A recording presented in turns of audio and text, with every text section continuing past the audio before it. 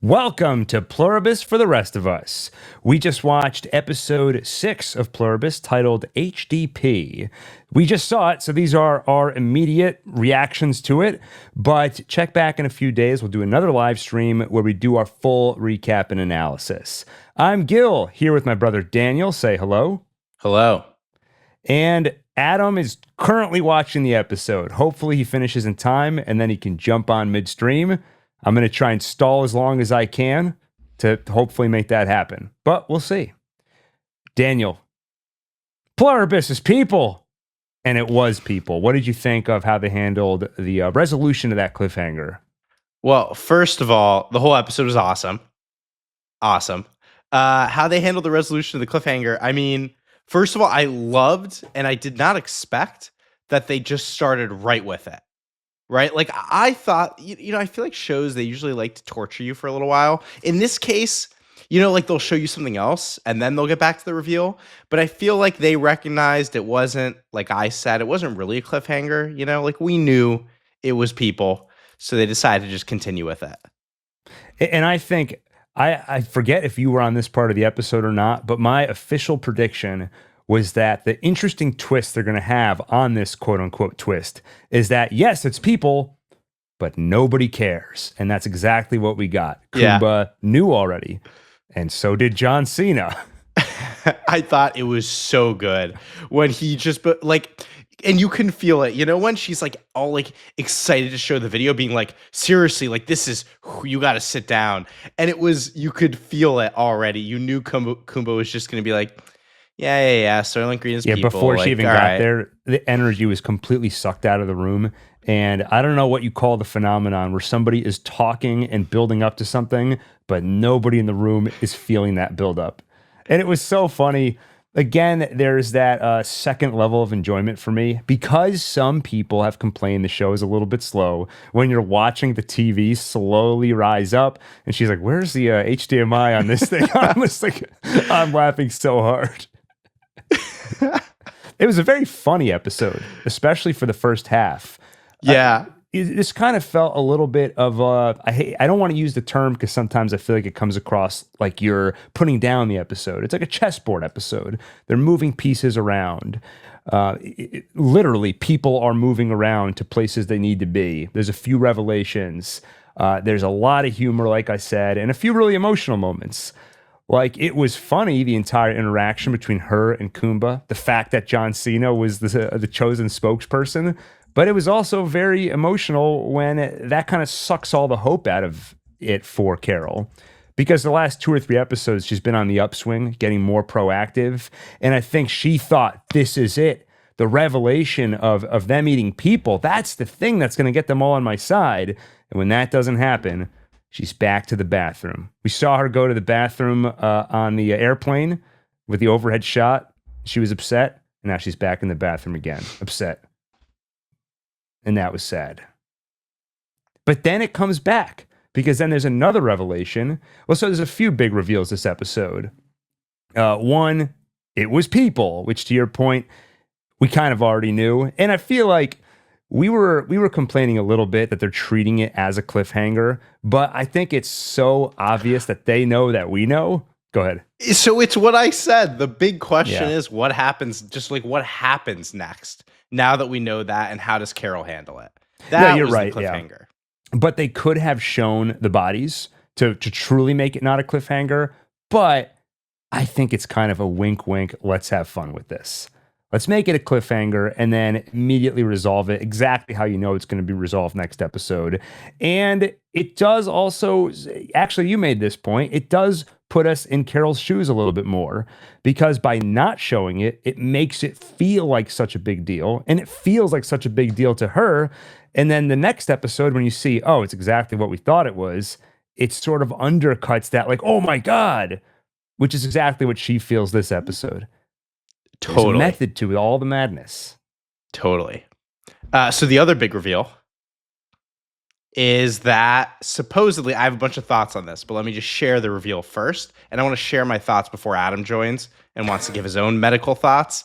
But the other big reveal is that yesterday in the show's timeline, the others concluded that the only way for them to turn Carol and the other old schoolers into members of the hive mind is by harvesting their stem cells, which requires using like a needle in their leg or something, and they need their consent to do it, and they don't give their consent. Phew. Oh, thank God. Like, everyone's happy. Okay. All right. So I have a bunch of thoughts on this. Well, before I get into my medical thoughts, Gil, do you have anything on that? Frozen eggs is the first place my mind went. Okay. So, yeah, sure. Okay. So my mind went there. However, I have a bunch of other thoughts too, which is okay.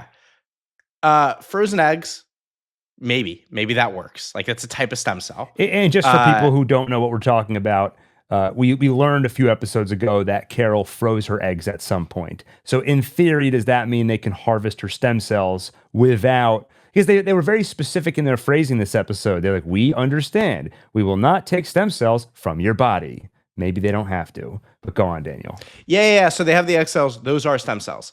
Now, but the other, a couple other thoughts. One is they got a lot of Kumba's sperm. Now, sperm are not stem cells, right? Like stem cells, they're like fully functional cells that can grow into more cells. Like an egg can grow. Like, you can't really do that much. Like, sperm is like just genetic material. So I'm guessing they can't really do much with that. But I don't buy this at all from the others. I think this status is going to last for like a day because we have things called induced pluripotent stem cells. You can take somebody's skin cell and we actually can turn that into a stem cell. Like, that is possible. Like, that is done regularly now. So yeah, sure, they have Carol's frozen egg cells, so that's great. That's even more useful. But like, they could just grab any of their genetic material, any cell of theirs, and they can turn it into a stem cell. So I just maybe like in the world of the show, and maybe there's something special, like, you know, you really need a genuine stem cell, but like, just scientifically to me, it doesn't seem like such a huge blocker. Interesting. So, and they can't lie, right? So they could have lawyered their way through this whole thing where, as of right now, yes, it's true. This is the only way. And they also weren't communicating directly with Carol, who might have pushed back a little and tried to get to the honest truth of it. But Kumba's the one who broke this all to her. So he might have bought whatever they sold him. Yeah, I also think, like, thematically, I think it would make a lot of sense that, like, Carol ends up being the only one in danger. Like, let's just say, like, yes, they can only do it if they have the cells, and Carol is the only person whose cells they have. Like, isn't that just great, right? Like, nobody cares, and Carol is completely on her own now, and now she's the one in the most danger. Like, it kind of just makes sense that that's what would happen. It feels almost inescapable at that point, though. Once they have it customized for her stem cells, it just feels like, how do you outrun that? Like, if they just fly over her and do the whole chemtrails thing again, but or maybe they technically even need consent. Well, no, they don't need consent to do that because they did it to the entire world. So it feels like all hope is lost at that point. Yeah, it is weird, right? Why would they need consent? Okay, I get the needle thing is painful. Like, they did specify we need consent. It's painful. But I guess just like sprinkling some microbes over you isn't painful.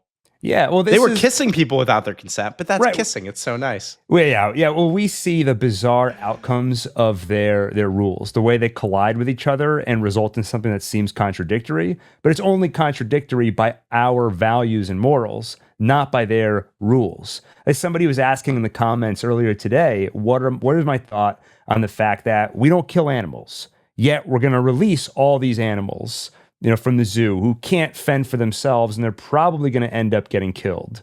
And I was saying that part of it is, okay, if our rule is we can't hold captive or kill animals, that means we have to let them go, even if that means indirectly some of them will get killed. Now, that actually did get addressed somewhat this episode, where they talked about cows that still need to be milked and domesticated animals. So there might be more going on behind the scenes that explains that, which, you know, we haven't entirely seen. But what you brought up, though, is a good example of where it contradicts our morals, but not their rules. We need your consent to poke a needle into you, but not to kiss you or spread a bunch of germs in the sky and turn the entire world into a hive mind. Another revelation. Apparently, they're going to starve to death in the next 10 years. because they can't pick apples. I love that. It did not occur to, I didn't see anybody posit this theory, but they can't kill animals. They can't harm any life, and that includes plants. So they can only eat apples that happen to fall off the tree when the wind blows a little hard. And that's why I should tell Jed LRC, the episode is out, so leave. This is obviously going to be full of spoilers, but you knew that going in. That's why they're eating people, right? They have to be very aggressive about taking whatever food is available to them because they can't hunt, they can't harvest from plants. So basically, at this rate, they've bought themselves like another 10 years, but that's it. And that's something that the 12 have, or the 11 that are actually talking to each other have been working on. I loved the explanation of HDP, human derived. Was it product or protein? But it's more than protein. Anyway, that's interesting. Human derived protein. I love how it's so perfectly spun. You know, it's like a corporation's really good public relations department responding to a controversy. It reminded me of The Simpsons. Hi, I'm Troy McClure. You might remember me from such recordings as, hello, Carol. Our feelings for you haven't changed. I mean, in terms of humor in the first half of this episode, John Cena, who somebody in the chat said is now in 2 of the best shows of the year, Peacemaker Season 2. I've been very impressed by John Cena. Daniel, I think actually you would enjoy that show. You see a lot of range from him that I did not expect. So I love that he showed up here. And it made sense. If you have access to all the people in the world, it would be a little suspicious if we don't see any celebrities on the show. And you would say it's a budgetary thing. So Vince Gilligan can say, oh, they all died. They were part of the billion. So I'm glad they plucked John Cena, our second celebrity cameo, the first being the mayor of Albuquerque. So that was a lot of fun. But yeah, they're going to starve in 10 years, and the other 11 are trying to solve that problem. So what do you think of that revelation? That's very interesting to me, because if we imagine there's an intelligent species from another planet that sent this virus here, they must know that this is the natural outcome. And do they just assume that all the greatest minds of the world find a way to work it out? And on other planets where they've done this, they find a way to work it out? I'm trying, what's the way to think about this? They can't harm anything living, but like every animal needs to eat living things, either plants or animals. But I guess, in theory, they could just like synthesize. I guess what's the definition of life? Maybe they could eat stuff that's not like whatever. They can eat stuff that's not living. So maybe they just need to find a way to like synthesize like amino acids and like carbs and like fats. Like maybe they just need to come up with like chemical reactions. Yeah, just make all the building blocks. Usually for those sorts of things, there's some degree of plant involved. It's like, well, we harvest some plant, like we stitch together beet cells and put this new fake food together. Yeah, a lot of stuff comes from plants. Because like all the energy comes from the sun, and the thing that can like harvest energy from the sun is plants. There's got to be a way. It could be that maybe we're the first. This is the first planet they're trying it on. The experiment fails, and they're like, well, that sucks. All right, it didn't work on Earth. Let's go back to the drawing board. This time, let's get rid of the rule that says they don't. Hey, maybe the first time they did this, the hive just eradicated everybody immediately. So they're like, okay, for round 2, let's add a rule that says they can't harm any life. And now they're saying maybe we swung too far the other direction on our Earth experiment. Other revelations. I was gonna say, I think they'll figure it out though. Like I think they're gonna find out a way. Because again, I don't know that it really matters if 1 billion, 2 billion, 3 billion people die, right? As long as there's some glimmer of this hive mind still, and then eventually they'll find a way, I think, to fix it. And then they can sort of repopulate, re-expand. But also, I was going to say, I think they'll figure it out, but I'm pretty sure it won't be because of help from the 12. I don't think Kumba and the others' robotic farming ideas or whatever is going to do it. It does kind of remind me of like if you watch like really serious political debates on YouTube, about world politics. And I'm like, these world leaders are not like going to go to that channel and be like, oh, good, they figured it out. Let's do that. I guess the idea is you change hearts and minds and eventually you shift public attitude. But yeah, I mean, this hive has absorbed all the greatest minds on Earth. And I feel like that against Kumba and Lakshmi, I'm betting on the hive. I think that's where the solution is going to come from. Or Manusos. I love this guy. Yes. I've loved him from the first time we met him in that 10-minute montage. Just seeing somebody so methodical, I don't even care what they're doing. As long as they're methodical, I'm on board. And one thing I love about Carol is the fact that she's not buying into all this like the other 11. I mean, he's not buying into it to a much greater degree. Not even a little bit.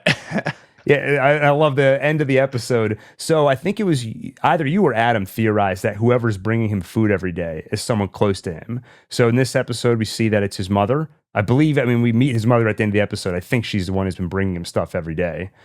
And he tells her, like, you're not my mom. My mom was a B word. And then he drives off. And I'm like, Manusos is awesome. He's so good. And like, they made it from Manusos's perspective, the world looks a lot scarier, right? Like everything's dark. And this woman, his mother, is like speaking to him from the shadows. And it is kind of creepy. And it makes sense. Like Manusos is kind of seeing things for what it is, right? In my opinion, the hive mind's a bad thing, and he's seeing it for what it is. Shocking.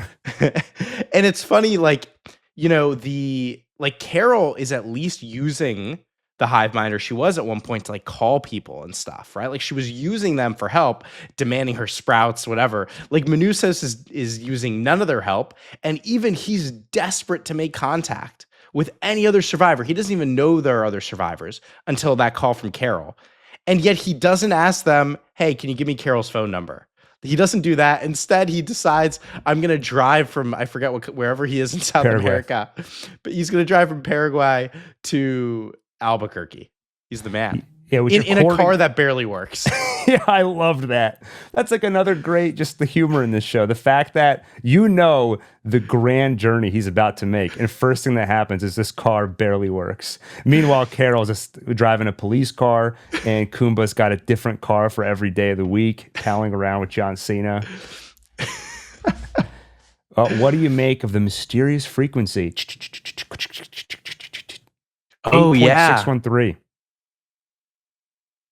I don't know. What do you think?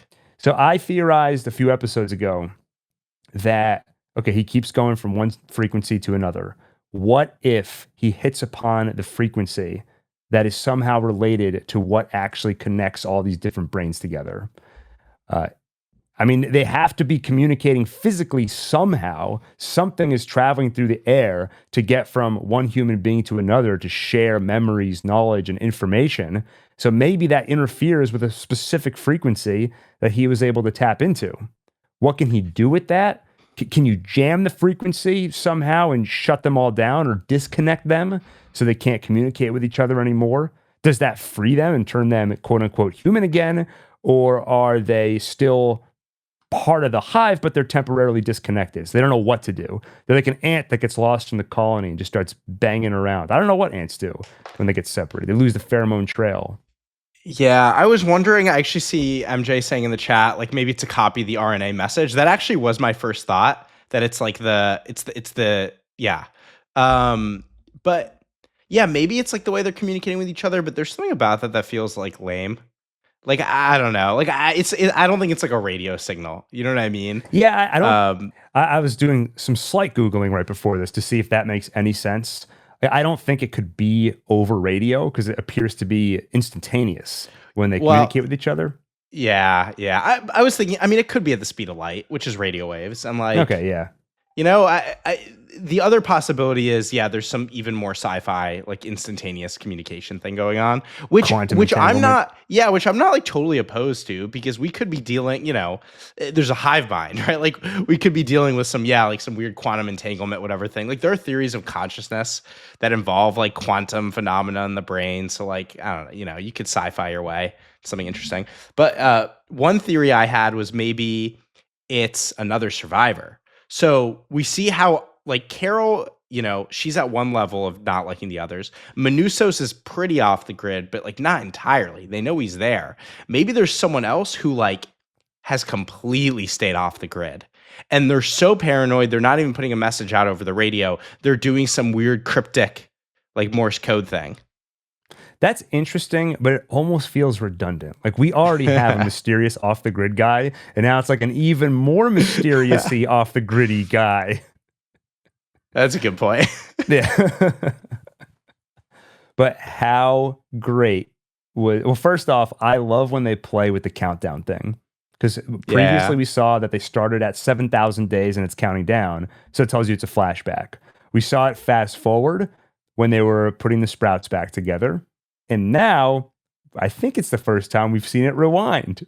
I think it's so fun. And we get to see Manusos watching Carol's tape. And it hit me as such a great, hopeful moment. Like he just seeing it's so funny because plot-wise, we've already seen it. We're literally watching the same tape again, but the camera's pointed at Manuso, so we get to re-experience it through his eyes. It's like when you see a movie you like, and then you watch it with somebody else, and you kind of get to vicariously enjoy it again through them. And just watching his face become more hopeful and repeating to himself, he was 12. Like he didn't even know there were others out there. And then, of course, it works. He gets up and leaves and begins his journey. And I was also thinking, again, like thematically in this episode, that's coming at a moment where like Carol feels so rejected by the other survivors. And she feels like everything she's been doing is basically pointless. But then you see the impact that she had on Manusos. And like it's the most hopeful thing he has seen, and it touches him so deeply, and it came from Carol. Yeah, and that almost makes me think further. There's something special about that radio thing, because if it becomes Carol and Manusos teaming up, then what could they do that's useful? I mean, I feel like I'm almost back at square one, where I'm like, where does Carol go from here? If eventually, I imagine Manusos is going to get to her. I wouldn't even be shocked. I wonder if next episode we see a fast forward and we skip ahead like a month, however long this drive takes, or if not next episode, then one of the next couple of episodes that happens, and then they start swapping notes. That radio frequency, something about that, maybe we'll see. Yeah. Or we could end on a true cliffhanger, and it's the final scene of the season as Manusos shows up at Carol's doorstep. And then we have to wait. I guess with TV shows nowadays, wait like 3 or 4 years for the next season. What do we have? 3 episodes left? 3. Yeah, this is episode 6, and there's going to be 9 total. Oh, man. Dude, this show is so good. I know while watching, I was like, I was doing that thing again where this is the only show I do it with, where I check how much time is left, and I'm like, it flies by because you waste a minute looking for the HDMI cable. Yeah, exactly. That really cracked me up. I think they know. Like some of that is them winking at us. Like we know we take our time. We don't skip anything. Damn. Any other major thoughts jumping out at you? Such a good episode. Oh my god. I mean, the opening scene with Kumba like reenacting this whole like dramatic poker scene. And just the whole party, the entire party being there for his benefit of just everybody role playing. That was so funny. And he must have given them notes. Like the first time they did this, it wasn't quite right. Because let's say he got up from the table, walked down the hall. But in the hallway, people were just standing there. And he's like, no, even when I'm not in the room, just you're at a party, you're having a great time, action. And I love when it gets totally undercut. And he tells the guy with the eye patch, like, what are you doing? Stay in character. It's funny because it was really jarring to me when all of a sudden he's smiling and clapping, and I'm like, yeah, well, this guy's totally out of character. Yeah. It felt very Westworld to me. Just one person having a bunch of people at his mercy and acting out of fantasy. And how long is that satisfying? I can't imagine Kumba. Like he's an interesting character, and it makes sense to me that he's the first person Carol would have gone to. I mean, partly due to geography, but if you were gonna convince anybody, I feel like it'd be him because it's great that they're not gonna be able to convert you, but like we learned from Westworld, eventually you're gonna get tired of this, and then you're gonna start doing weird stuff like skinning people and scalping them. That happened with one of the characters. You just go nuts eventually. You're like, eventually? Oh, we have a couple super chats. Oh, yeah. Well, I was going to say something negative about something in the chat. Please. Can I? Okay, I mean, look, you're entitled to your opinion, but to call it a boring ass episode, I'm sorry. Like, yeah, the HDMI thing was funny, but like, this was not a boring episode. Well, I would say if this was a boring episode, then so were the last 5. Yes. Why are you still watching the show at this point? Like, I think at this point, it's been long enough for you to know whether or not this is the right show for you. At this point, I'd say tune to another frequency.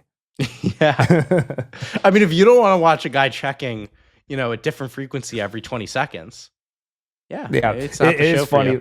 There are shows where it was always like this with Joss Whedon shows. Buffy's a great show. You just got to get through the first 3 seasons. Or like Firefly, same thing. And there's like a running joke in the MMORPG world, which is like the game gets good after 80 hours. We have a couple super chats. So first, Black Hero 911. Thank you for the super chat. They can't reproduce, ? Or dig up bodies. I don't think we know anything that says they can't reproduce. I'm sure they can reproduce, but I don't know why they would right now when they're in a famine. Yeah, exactly. That would just exacerbate things.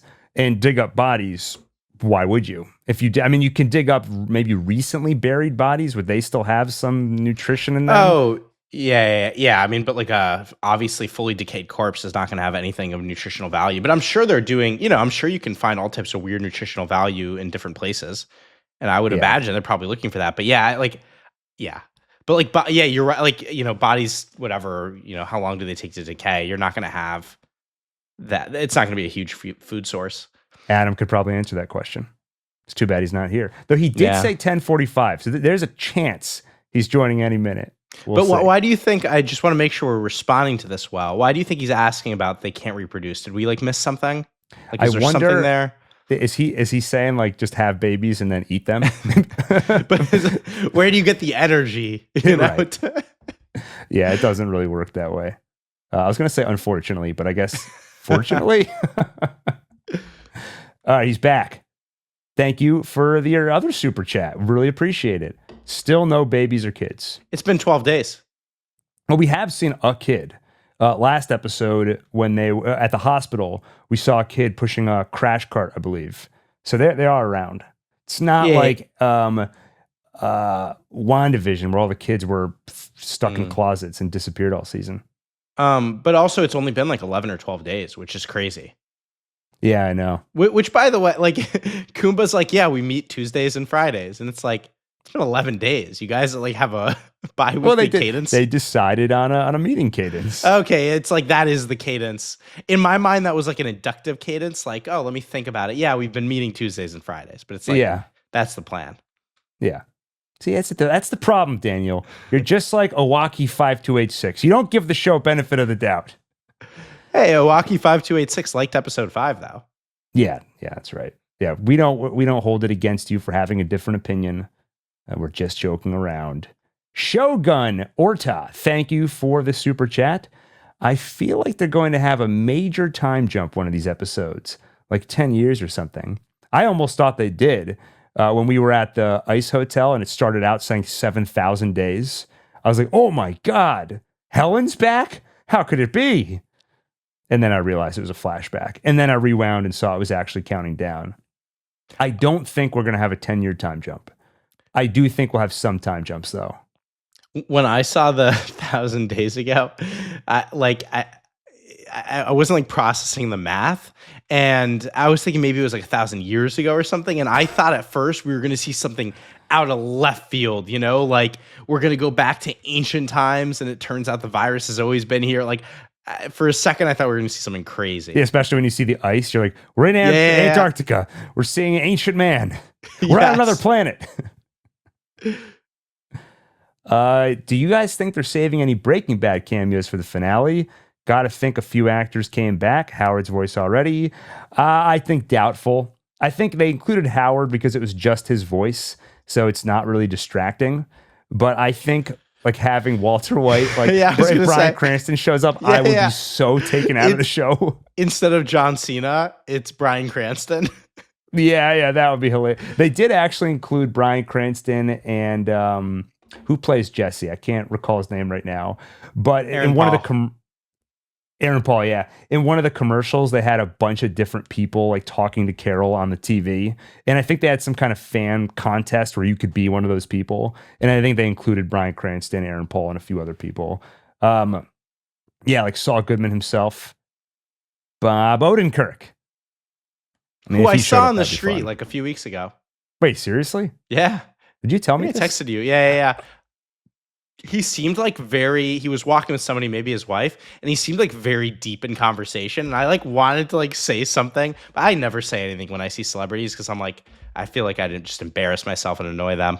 But he was very focused in the conversation. So I was like, I can't bother Was he him. talking about Soulcast? Of Possibly? course. I hear those. What else? I I hear hear those those boys Soulcast are- boys are back. Yeah, those boys have a new podcast, a Pluribus. Podcast men, not boys. No. Oh, sure, whatever. All right, I'm trying to delay. I'm trying to just keep us going to see if Adam can join, but I'm not going to do that very long. He hasn't even Any other responded. thoughts? Did you text him? I did text him, yeah. Adam, are you joining? I loved Carol's joke about how Carol was like, but they said they were vegetarian. And then Coop was like, no. If you recall, what they actually said was that they can't kill anything living. Or we would prefer to be vegetarian. Yeah, that was that would be our preference. And I love the way he phrased it. He's like, oh yeah, I asked him about that. And then Carol goes, I see like all the lawyers in the world survived.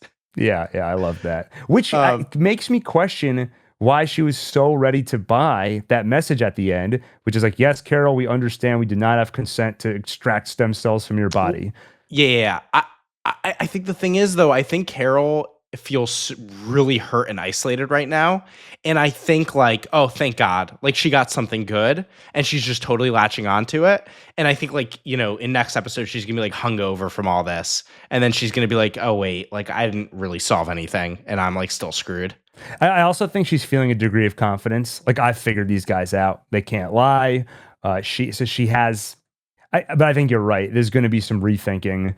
Depending on where her mental state is at next episode, I don't know if she's going to feel defeated and kind of regress a little bit, or if she's going to get back to note taking and trying to figure this thing out. In which case, she might remember about those frozen eggs and think that there's a potential issue there. Another funny thing about this whole process was like, I just love the way that Kumba's just like, oh yeah, I asked them about that. The fact that like Kumba was just asking them. Right, like he's just hanging out with John Cena, getting these answers, right? But Carol thought she was doing her whole like investigative journalist thing. Yeah, whereas they just skip to the answers. Yeah. Thank you for the super chat. He's back. Within 10 years, there are two purposes for the hive mind. 1, build a giant antenna. And 2, send signal to other planets.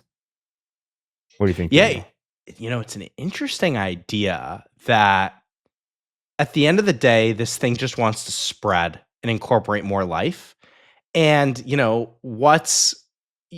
do you even measure the amount it has spread, right? Okay, you could maybe imagine like individual organisms within it. I'm not sure why you would even measure it that way, but if you did, okay, you got 6 billion people on planet Earth.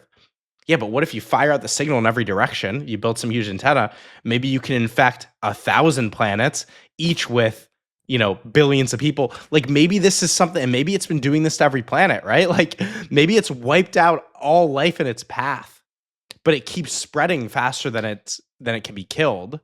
And it's a really interesting idea, right? Like these are just temporary containers that it's passing through. Yeah, I think it's been like your natural inclination when you think about what is this hive mind eventually going to do? Well, the interesting thing is, though, they keep finding a new answer to that question. Initially, cleanup job, take all the bodies off the streets, etc. Number 2, make the world run as efficiently as possible. But now we've just found number 3, find a way to actually survive. Okay, let's say they do that. Do they have a 4th thing that we're not thinking of? But assuming they get past all these sort of need to be done phases, when it gets to the point of we are now free to pursue whatever goal we want, do they have a goal they want? Or do they just go into maintenance mode? We just take care of Earth and we just exist as we are. And without old schoolers, there are no desires. Like right now, the desires all come from Kumba, Carol, etc. We do what they want. Once they're gone, what is our ultimate purpose? And I feel like the natural assumption is we start this all over again. We build another antenna and start beaming that signal. I kind of like, the way Adam was saying last night on last night's stream was like, yeah, just let's think about these as like ants that are just following like pheromones, following chemical signals. I like this idea that like, yeah, they just have this prerogative to spread. It's the same way like a virus. There's a debate whether viruses are even living things or not, because a virus is just some weird assemblage of genetic material and proteins that self-replicates. Like it's just a thing that emerges that just self-replicates. Like it doesn't do anything else. Like it just happens to do that. Yeah, and I wonder, maybe this thing is the same way. I'm curious how much we're going to dig into the origins of this thing. That feels like it would go to another level of hard sci-fi, and you wonder how that could even be done.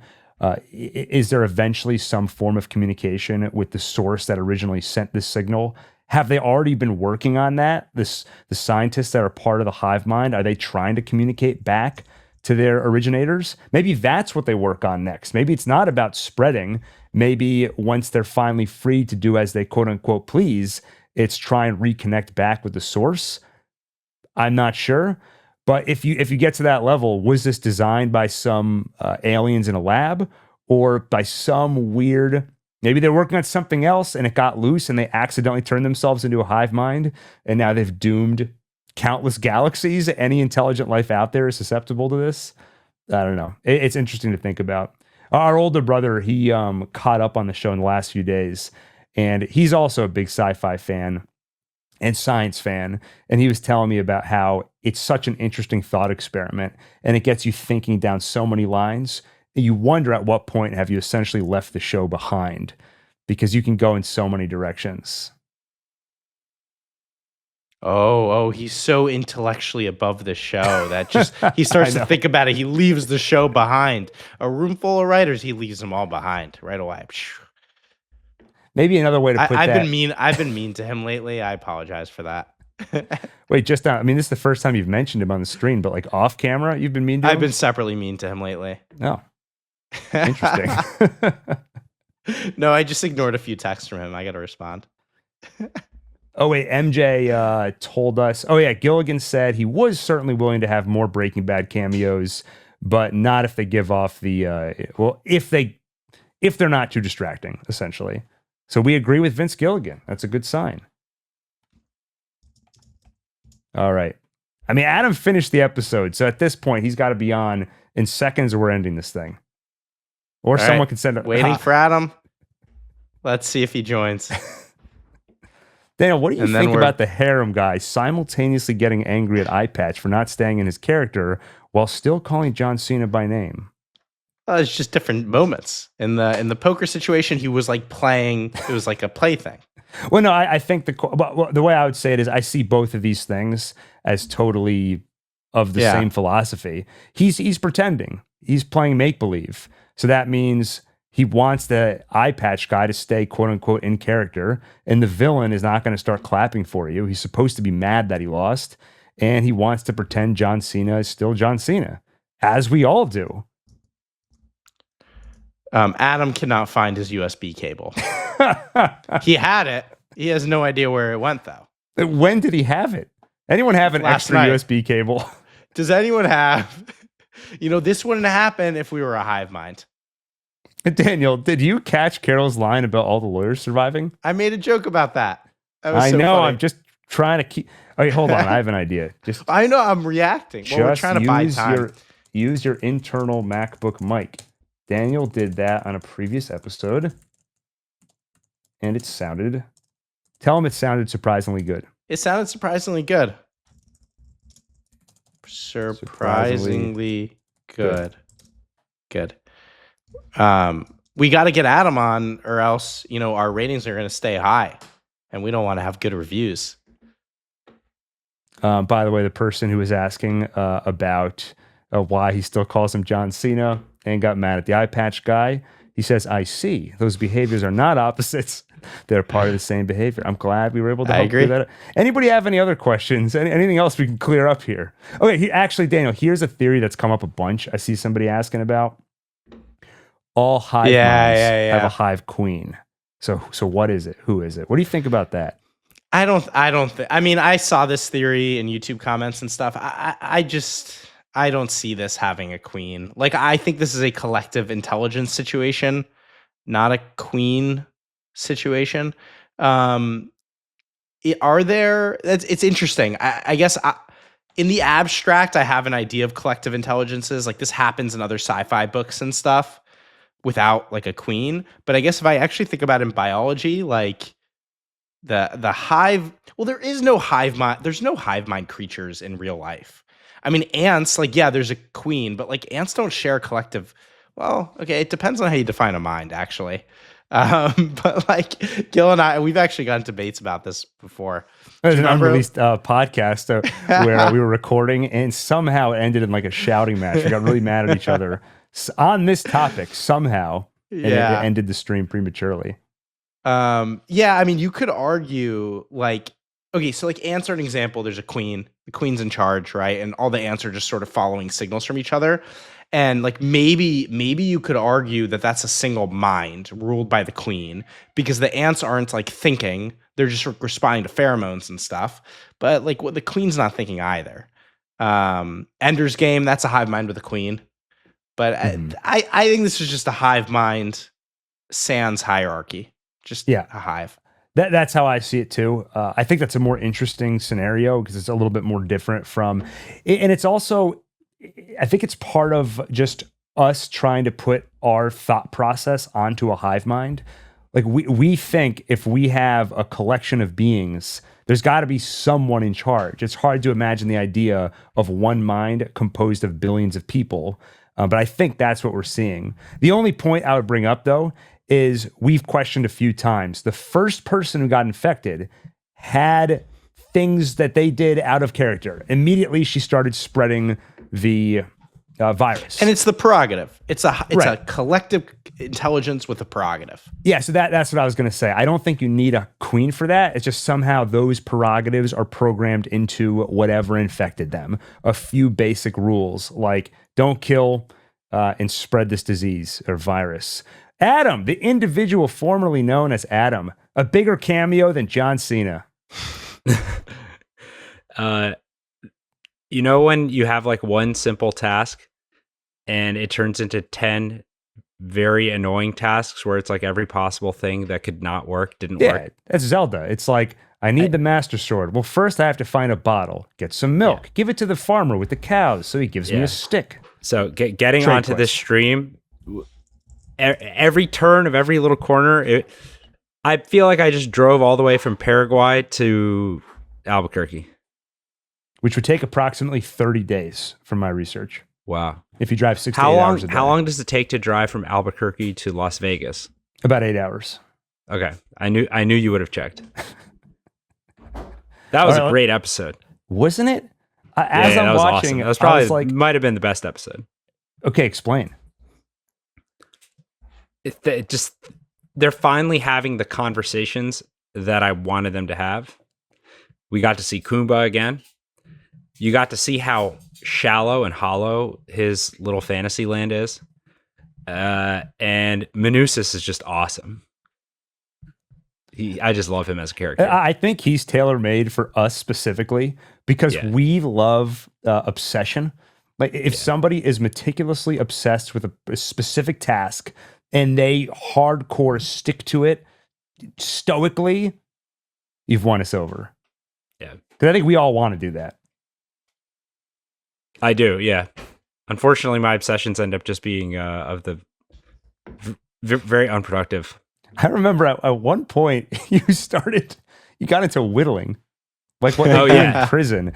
Like in Shawshank Redemption, wasn't somebody whittling like a chess set? I whittled a perfect sphere. That's right. It was very small. Also, just other just immediate reactions. So, we kept debating, what was with that cliffhanger? We all know it's bodies. I even said, well, what if they're all dismembered? Do you remember? Yeah, I remember that. Yeah. So I was right. Yeah. And that explains why it took her a second, because they were shrink wrapped. Yeah. And so at first, like, what is that? Yeah. And I think I no longer have a qualm with it being like, well, why would they present it as a cliffhanger when we all know what it is? Because they're going to just go and deflate it as if like, no, we're not trying to hide this. Here's an explanation. Here's like a fun little infomercial about it. Dan, you were about to say something. Oh, no. Oh. Yeah, it's exactly what I said on our Instant Take last week, that it's all about what's Carol going to do next. / it's going to be deflated. That's exactly what I said. I'm making a legitimate point here, though. It's they're playing. That was a fun way to toy with the audience, because it's like we have this horrific reveal, and we're ending on a cliffhanger. Sorry, Adam, we're not reacting to it. We're not reacting to it because we just already discussed that for like 15 minutes. Yeah. And I forgot you weren't on the stream at the beginning. Oh, okay. But no, we totally agree with your point. We just already discussed it. All right. Anyway, but we agree. Adam, how about some medical fact checks? Are we right to when they say they need stem cells? Are we right to think, what about her frozen eggs that could potentially get in there? That's what I was thinking about that too. I have to think more about this, but that's definitely an avenue that they're researching. There's no way they're not looking into that. And they're so specific of like, yes, we will not lay a finger, we will not touch you. Yeah, exactly. It's more the lawyer talk. Like we prefer not to be. It doesn't even know it's being deceptive, I don't think. The other thing I brought up, Adam, is there is a thing known as induced pluripotent stem cells, which is like you can just take any cell from somebody's body and turn it into a stem cell. So I just don't see this as like a real barrier. Yeah, I think Kumba is latching onto something, and I mean, it might almost be a form of denial, similar to like Lakshmi's or wishful thinking, where it's just like, no, they said this is how we would have to do it, but we need your consent, as if that's the only way to get like whatever genetic material they need. Like Kumba's Kumba's literally planting genetic material like 10 times a day in 10 different women constantly. Didn't you feel the nudity, by the way, very tastefully obscures? Oh yeah, with all the foam. Shogun Orta has a question. Thank you for the super chat. You wonder if there was a reason she went to Kumba specifically, given he was the worst one? She knew where he was. But also, he wasn't the worst one. I mean, he was the only one that was actually willing to talk with Carol, right? In the first episode or second episode, everybody leaves, but Kumba's the only one who stays behind to at least hear her out. Well, it wasn't really to hear her out. It's because he needed permission to take Zoja. Yeah, that's true. but he was at least willing to have a conversation, though. But also, I think, Adam, you just said it. She knew where he was, and he was reachable by car, so she could get there without interacting with the others. Yeah. And what do you make of the mysterious frequency Manusos found? So, this harkens back to a theory we've been floating around, which is just by the laws of physics, the information that one cell within this larger hive mind consumes, it needs to travel through space and time. To Zosha can like enter the cloud for a split second and find out what's going on the other side of the world, and then report back. But the information needs to take some kind of time. Mm-hmm. And so we started thinking, well, they were showing us the Aurora Borealis, and you have all this cosmic stuff.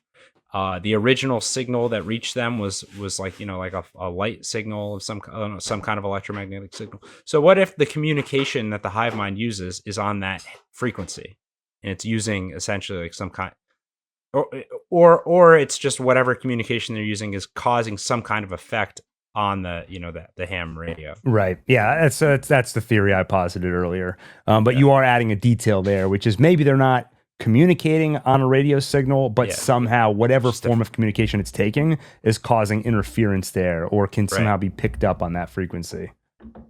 Hey, I got to drop, guys, but you guys keep talking. All right. Farewell, Good night. Daniel. Awesome episode. Peace. Peace out. See, now when Daniel is away, the boys will play. Yeah, now let's And get then real. Yeah, Let's we can talk more about that nudity scene. Yeah, I knew you were going there. Why'd there have to be so many bubbles? Yeah, because I think we're on Apple. This is not Game of Thrones, Adam. Don't worry. It should have been on HBO. Yeah. Yeah, Night of the Seven Kingdoms is back in, or is coming on in like mid-January, and then I'm sure your lust will be satiated then. Just like Kumba's. I don't know. Kumba's lust is never There's no, just keeps coming back. All right, Adam. Any other thoughts that you have not shared or that you think we didn't share? Because you wouldn't it's know. hard to know what you didn't share, but when Manousis started gathering all of his stuff, and he grabs the machete and he grabs his money, from the hiding place in the chandelier, or would you call that? It was just like a lamp hanging from the ceiling, right? That's not a chandelier. Whatever you call it. I felt like I was watching Breaking Bad again. Yeah, this is Mike Ehrmantraut. Or we've seen a similar scene with Nacho where he was like grabbing his go bag. Yeah, This is great stuff. I should have a go bag. I'm shocked you don't have one. That I know, concerns but me. Doesn't it sound like fun to set one up? It does. Let's do it this weekend. That'll be some of our bonus content on the Patreon. Yeah, our go bags. Watching him operate, just very satisfying, very believable. And the interaction with his mother, that's another thing we called, which is the person. I mean, this isn't that hard of a thing to suspect, but the person who kept leaving food out for him, we were like, oh, that's definitely a relative. Yeah. Or a friend or someone he knows personally. And his reaction when she's like, when he says, "You're not my mother," Yeah. my mother was a B word. B word. That was hilarious. Yeah. And just like, and it was like the badass moment of like, he is not falling for this to any degree whatsoever. No. He's not just suspicious. He's pissed. Yeah, exactly. It'll be so satisfying for Carol, for us, to see Carol interact with someone who actually agrees that this whole situation is messed up. Yeah. And I mean, well, I'm just repeating myself now, but the moment of hope when he finally watches her messages, and that's like what gets him to leave. Yeah. So I think let's transition a little bit. This is where we can start wrapping up predictions. So where do you think we go next? Ooh. I don't know. I feel like it's finally, it almost feels like the show's finally about to start. Well, but the interesting thing is, I don't really know where Carol's headspace is at right now, because she went through an emotional roller coaster this episode. Yeah. There was a big hope when she found out it was bodies. It should be a shocking revelation, but someone in the chat said it. The shock is that it's not shocking. She was hoping this would be the card she can play that gets everybody on the same page as her, and that did not work at all. So she's dejected, then she gets hope again when it seems like they're not going to be able to convert her without her stem cells, and they can't get those. So I can't tell what state of mind she's in when she left. Is she just sort of resigned to, I'm going to go back into isolation, at least I know I can hold on to my individuality, or is she still trying to fight this thing? Now, if it's she's hard a little to say. Go ahead. If she is in a sort of dejected headspace, Manousos arriving could be a thing that lights the spark again, especially if he has another puzzle piece to offer her, which is this strange frequency. It's just more information for her to take in and work with. Yeah, I mean, we haven't heard the last of that music, if you can call it. It was kind of musical. Yeah, it reminded me of the background noise you'd hear on like a number station. Oh yeah. So I keep thinking about number stations when he's going through the ham radio, and I keep hoping he finds one. Yeah, that would be awesome. Yeah. But I think that the feeling I got about Carol was she can breathe a brief sigh of relief that, okay, they can't turn me without my consent. So now I'm safe. I think that feeling of safety won't last long, and I think she's clever enough to realize all the holes in there. And I think eventually she's going to remember the egg thing, and that's going to freak her out. Yeah, Daniel kind of described it as like the hangover after this emotional roller coaster, Yeah. when she starts to get clear-headed and think and the back on literal it. hangover. Like she's, it's very deliberate when they show her either choose to drink or choose not to drink. And she chose not to drink because she chose to drink eventually because her hope. Like actually, we've seen her retreat into a bathroom and have a breakdown multiple times now. Yeah.